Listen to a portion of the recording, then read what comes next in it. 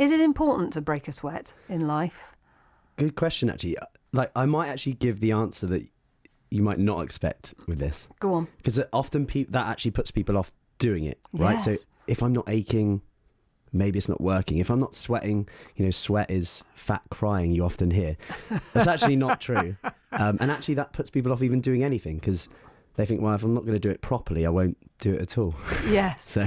So it's not necessary to break a sweat. No, so there's 1 point for you that you can have over Kelly. And I will. I'm going to clip that bit out and play it to her over and over.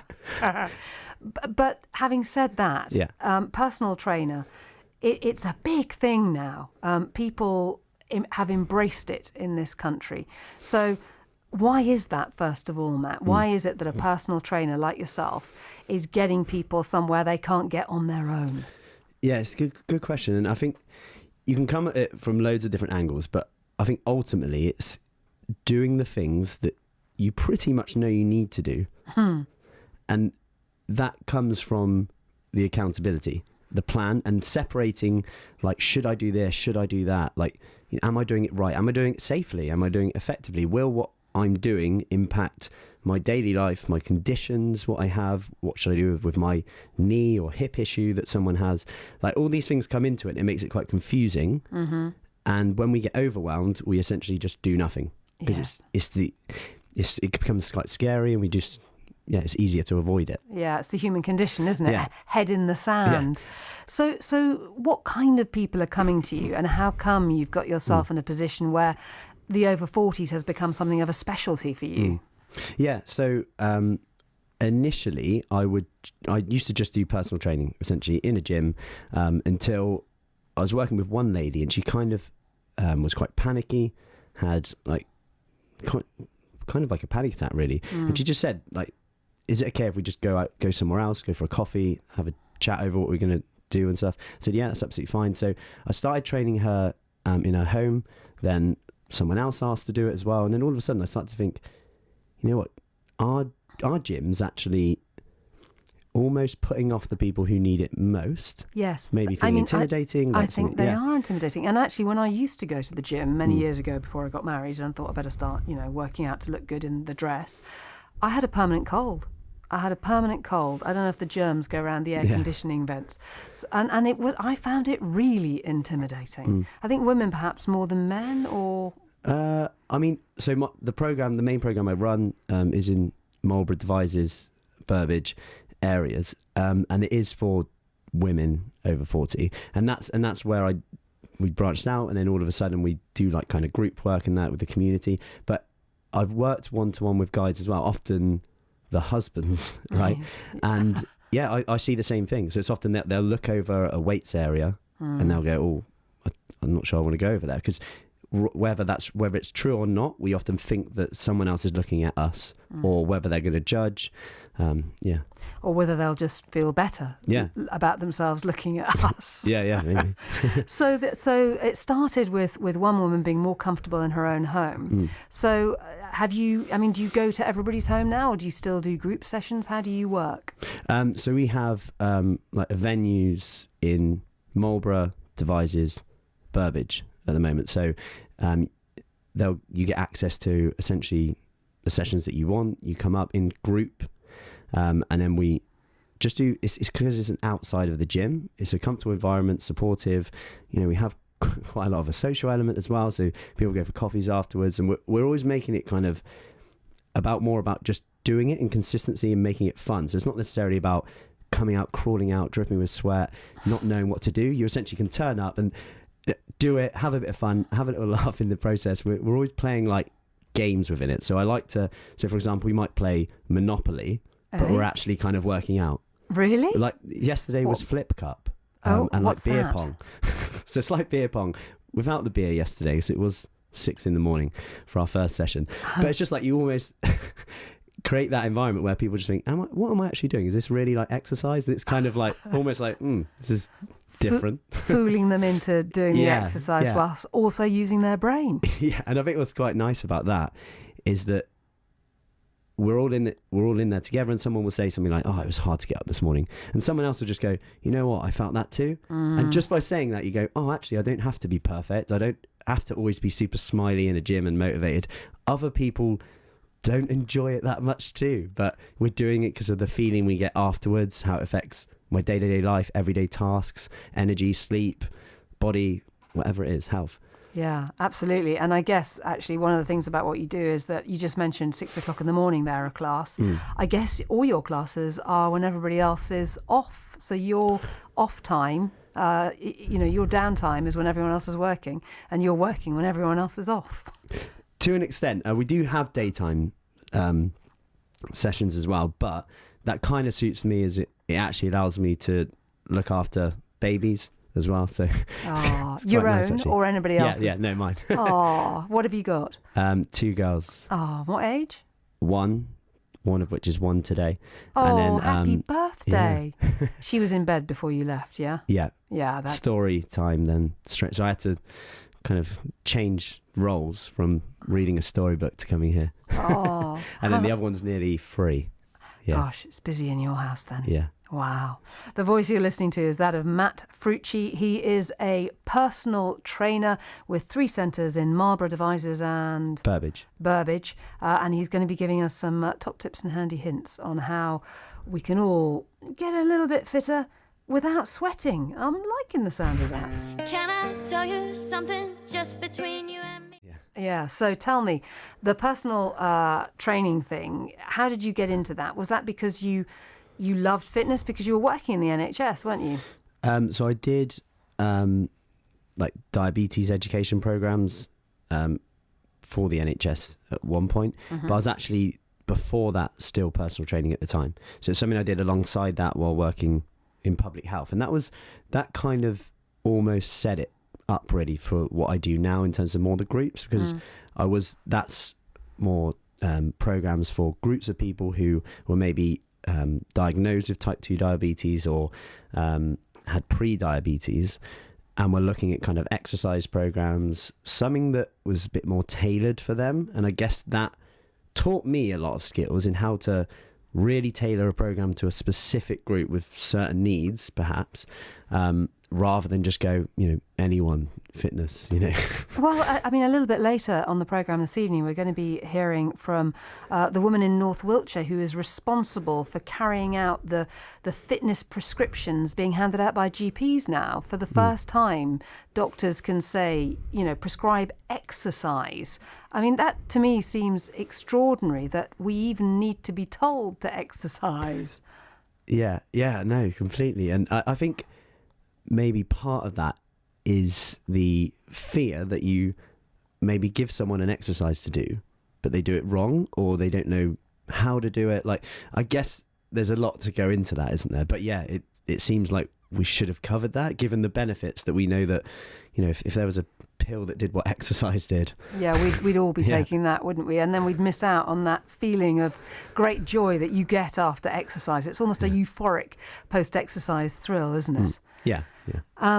So, is there a difference in the kinds of exercise that you would give to, say, me, for example, of more mature years, shall we say, and a 20-year-old? I mean, how different is tailoring exercise programs? Yeah, so I think, as we age, obviously we know that a lot of people will lose muscle, bone density, then you've got things like menopause, a lot of changes happen. So you've got to look at the question of, as we age, do we just lose muscle, or is it as we age, we do less and we move less? And I think when you look at the research and studies in terms of muscle strengthening exercise and the effects on bone density, quality of life, allowing you to do everyday activities as things like that we take for granted, maybe getting up from the floor, not being out of breath up a hill, which a lot of the ladies say to me, opening jars, like things that are important, and being independent essentially for as long as possible. We look at the earliest you can do muscle strengthening work, resistance style exercise, the better, essentially. That's not to say that other things aren't so beneficial, everything's got a benefit, and just do something you enjoy ultimately. But I feel like there's a lot to get out of it, especially because a lot of people haven't done it before. Yes. So their potential to get a lot out of it is huge from kind of little work, which, given what you said about not breaking a sweat, it might be handy. I'm a big fan of not breaking a sweat. I love being out in the fresh air with my dog, Puppy Ralph. That seems to keep me in shape, of some sort of shape. But actually, just walking every day for a couple of hours, as I do, is that good enough for exercise? Will that give you, or should we be going to the gym or to see someone like you and push it a little bit more? Yeah, I mean, everything is okay until it's not, I guess. So if someone isn't walking now and getting outside, I'd say 100%. It's the easiest thing you can do, right? You don't need any equipment, nothing. Just get outside. Wiltshire's beautiful to see it. 100%, exactly. But if you're doing lots of walking and you're like, I feel like I eat healthily, and that's another topic altogether. Yes. And you could then go, well, what else could I do? And this could be a whole area that is left untouched by a lot of people. And unfortunately, they might blame, like, because I've worked with a lot of people who will say, like, maybe it's thyroid, maybe it's this or that, and we come up with all these things, and then when we try this like resistance exercise a bit more, finding something that you enjoy or that can fit into your day. Because, for example, I send home workouts to some people using songs a lot of the time. Homework. Yeah, kind of like that. But it's like I'm almost like sending small workouts in that take like 3 minutes. Oh, okay. And it's something that you can fit in even in dead time, when the kettle's boiling, when you first get up before anyone wants you, or you check your email or anything like that you can fit into your day. So going back to that, 100%, you could get more out of that by adding that resistance exercise in. Because given what I said about kind of bone density, keeping muscle as we age, there definitely seems to be something protective there, not just in how we feel and aging well, but also kind of in terms of protective against certain diseases as well. Yeah. You talk a lot of sense. Matt Fruci desperately trying to persuade me to get physical and break a sweat. He's a personal trainer with centres in Marlborough, Devizes and Burbage, and we're going to be talking more in a little while here on Let's Get Physical. You touched there on food, and I'm curious to find out about the balance of diet with exercise for a truly healthy lifestyle. So more from our personal trainer this evening, Matt Fruci, on the way. Right now, Wonderwall from our personal trainer from Swindon, who has fitness centres in Marlborough, Devizes and Burbage. And one of the things we touched on, Matt, we're going to talk more about your workouts in a second, but food, how important is the food, the fuel, alongside an exercise regime, would you say? Yeah, so I would honestly say that's, for most people, in terms of their goal, if their goal is, say, losing body fat, definitely more important than the exercise. Mm-hmm. But ultimately, you can look at it from two directions, because if someone exercises, they then set their intentions for the day. That's kind of what we do with our short workout in the morning. Then that makes them feel good. Then they often go into a situation where they'll make better choices with their food. But in terms of like recovery, also for that. So people might feel achy a little bit. That's perfectly normal for a lot of people, not everyone, but nutrition is going to play a role in that recovery in terms of illness as well. So, you're looking at things like getting the basics right first. And before we even talk about food, it's things like drinking enough water, which I think everyone knows they need to do, but even with the best intentions can often forget. What is it, 2 litres or something in a day you're meant to drink? I mean, that's a lot of water, and it's so dull. Yeah, I mean, that's quite a guideline. That's something like, you hear things like eat breakfast, drink 2 litres of water. These are fine, but they're almost things that you just hear so many times, you think are, so really true. But actually, when you actually look at it with regards to water, it's kind of like if you 3 clear wheeze a day is kind of a good rule of the thumb, if you like. And if you're drinking like herbal teas, that's going to count to it.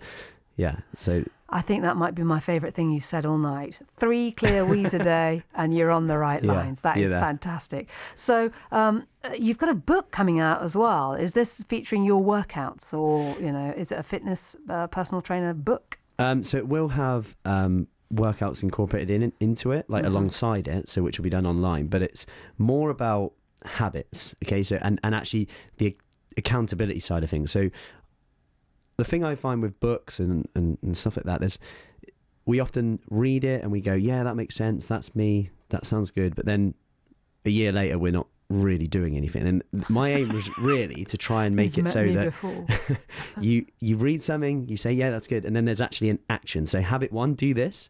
Here's a checklist. Very simple. Monday, Tuesday, Wednesday, Thursday, Friday, Saturday, Sunday. Each day you do it, put a tick in there and note down how you felt.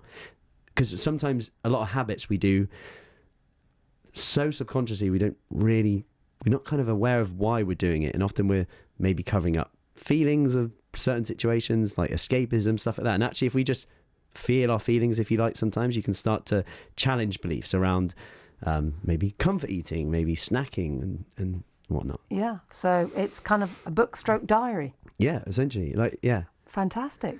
Matt Fruci, time has got away from us. So music, I'm guessing, plays quite an important part in your fitness programs that you tailor for individual people. Do you use music in that way? Yeah, we do. So it's funny you say that. So in the morning, every day, I'll send a workout using a song. So this is where you don't need to watch anything or anything like that. It'll be a song. I might say, right, hold a squat. Every time you hear a certain word or a phrase, do 1 squat up and then go back down. And every day's a different song. Could be as cheesy as, Baby Shark.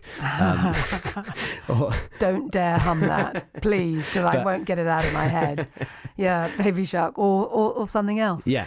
So talking about something else, we ask all our guests to choose a song. So have you chosen a workout squat song or just one that you love? What have you chosen for us tonight? So it's a bit of both, actually. So it's Natasha Bedingfield, Unwritten. Mm-hmm. The lyric, I know it's been overused quite a lot, actually, but the lyrics are really good in terms of something that I talk about a lot, which is like if you what you're doing, if you mess up or, start beating yourself up, just consider that you're only 1 meal away, 1 workout away, 1 decision away from actually getting straight back on track. And the quicker you can become aware of that and do that, the better results you get. So every time you mess up, just think, would I have messed up for longer last time? If you compare that. So, and I like the lyrics about that. Plus, you can also do a little workout to this. So if you are listening and you're ready for it, you hold a squat. Hold a squat. Every time you hear the phrase, no one. So every time you hear the words, no one. Do a squat. Together, you do 1 squat up, then back down into a hold. Okay. Right. Well, I'll give it a go if you will. Matt Fruci, you have been a pleasure. Let's enjoy your choice of song, Unwritten by Natasha Bedingfield. Remember, when she sings, no one. Do a squat.